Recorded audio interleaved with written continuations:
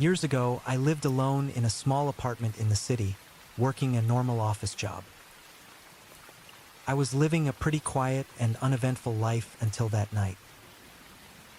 It was around 3 a.m. and I was dead asleep. Suddenly, I was jolted awake by a loud banging at my door. I stumbled out of bed, my heart racing, and cautiously approached the door. As I opened it, I was met with the sight of a strange man standing in the dim hallway. He was tall and lanky, with long, greasy hair and piercing blue eyes. His skin was pale and his eyes had a strange, unsettling glow. I felt a chill run down my spine as he stared at me. "What do you want?" I asked, my voice trembling. He didn't respond, but instead reached into his coat pocket and pulled out a knife. My eyes widened in terror, and I instinctively slammed the door shut. I fumbled for the lock, but it was too late.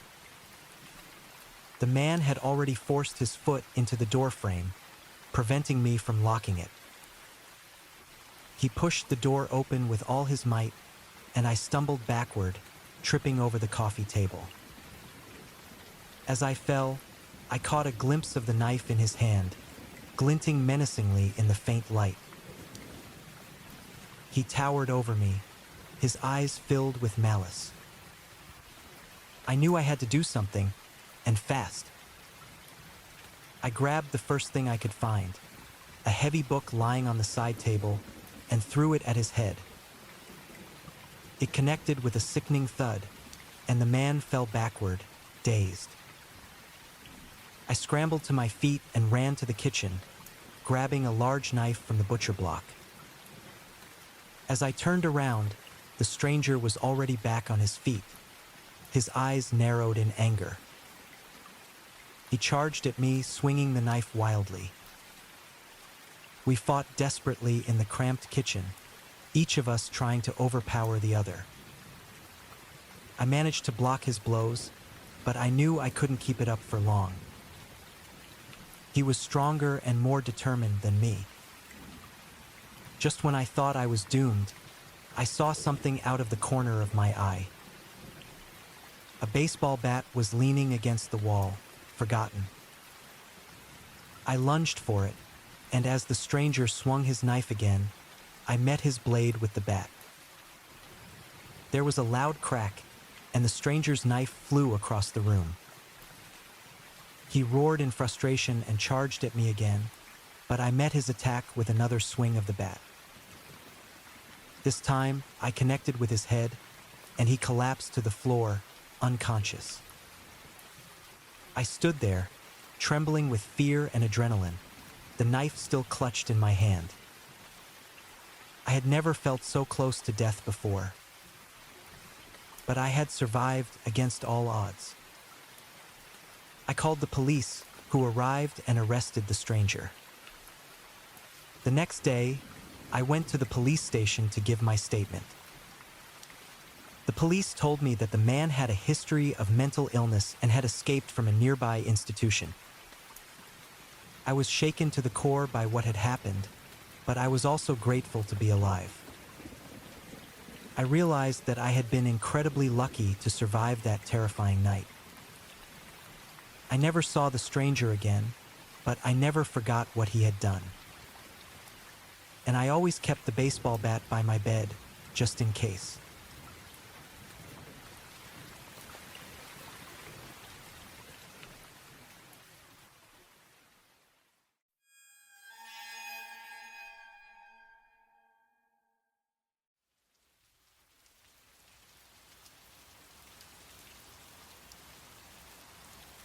Summer wasn't my season, but I had to make money to save up for the next semester at college. So I took on a summer gig as a home alone house sitter for this wealthy old lady who was out on a cruise with her family. It seemed like an easy deal. Just stay in her huge mansion in the middle of summer when the heat got really bad, feed the cats, water the plants, and check the mail. I mean, who could say no to that? Plus, it was a nice crib. The first few days were chill. The house was huge, even had its own pool and tennis court. I spent my time reading, catching up on some Netflix, and swimming. At night, I just lock myself in my room and sleep like a baby. But on the fourth night, everything changed. I was in bed when I heard a noise downstairs. It was a soft creak, like someone was walking on the wooden floor. I froze, the hair on my arms standing on end. I knew I was alone in the house, so the creaks didn't make any sense.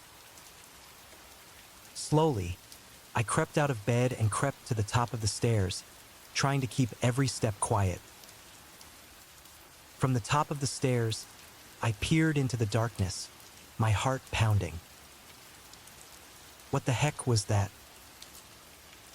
Then I saw it, a dark shadow moving around in the living room. Someone or something was there, lurking in the house. For a moment, we just stared at each other. The shadow didn't make any sound or move. I felt something cold pass through me as I realized that the shadow looked like it was staring right at me.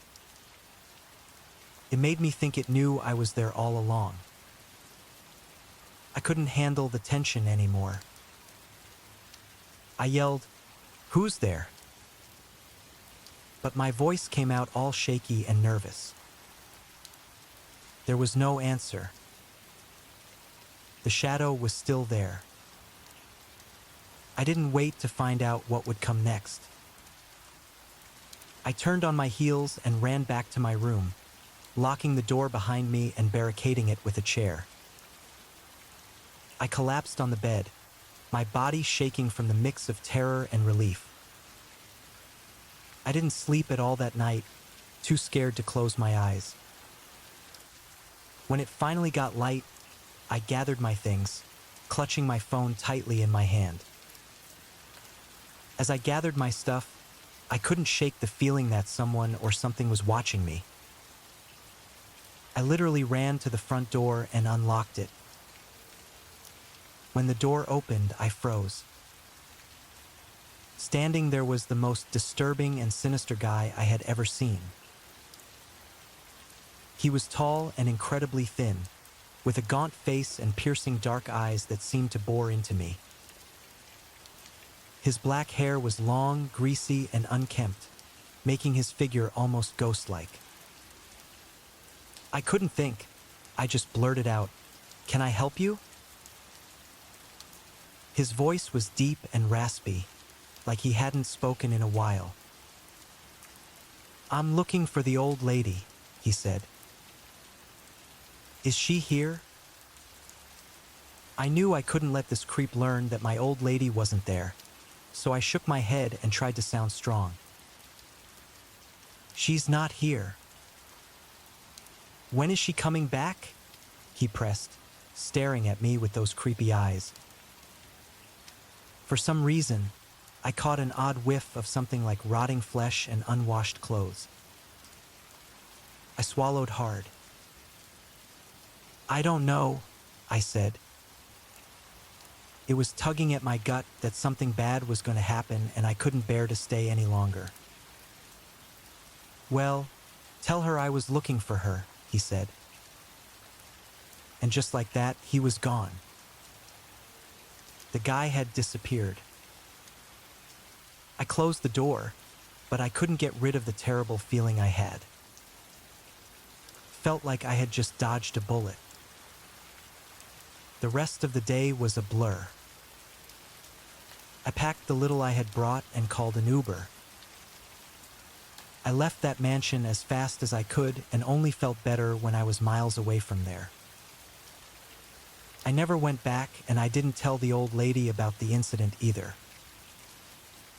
I was determined to forget that experience, but to this day, I still get the creeps when I hear about someone needing a home-alone house sitter. The memory of that eerie night and the face of that creepy stranger still haunt me.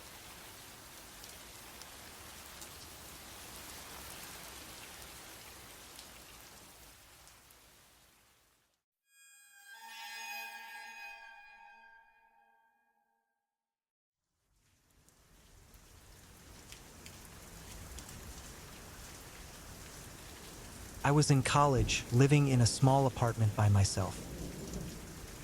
It was a quiet street, so I felt generally pretty safe. One night, I was walking home from the library around 10 p.m. I had planned on staying there to study for my exam, but got distracted by the new book section and lost track of time. As I turned onto my street, I noticed a man standing across the road, leaning against a lamppost. He was just standing there, not doing anything in particular, but something about him just felt off. I decided to cross the road and walk on the other side, just to be safe.